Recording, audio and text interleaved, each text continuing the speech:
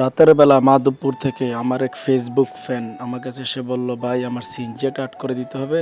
আমি আপনার Facebook fan, বিদেশ থেকে আপনার অনেক ভিডিও দেখলাম। তখন বললাম, ভাই আপনি কোন দেশে ছিলেন?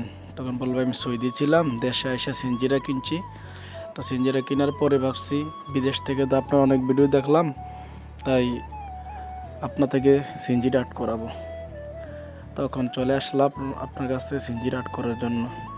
তখন ওনার আন্তরিকতা, কথাবার্তা অনেক মুগ্ধ হলাম। উনি বিদেশ যাওয়ার আগে মোবাইল সার্ভিসিংয়ের দোকান দিয়েছিল মাধবপুর বাস স্ট্যান্ড, ওখান থেকে বিদেশ চলে গেছে।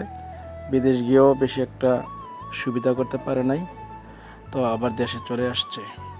তো বিদেশ থেকে আমাদের কাজের ভিডিও, তারপর কোন জায়গায় কী কাজ করি সব আমাকে লাইক কমেন্ট শেয়ার করে পাশে থাকতো সবসময়।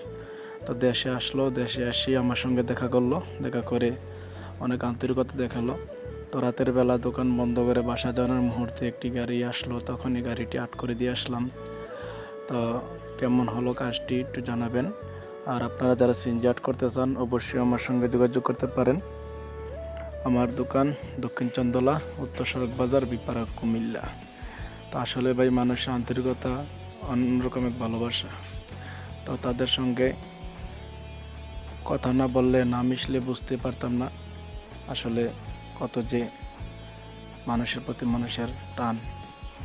তো সিনজি ড্রাইভার বিদেশ গিয়েও উনি বেশি একটা সাকসেসফুল হতে পারে নাই।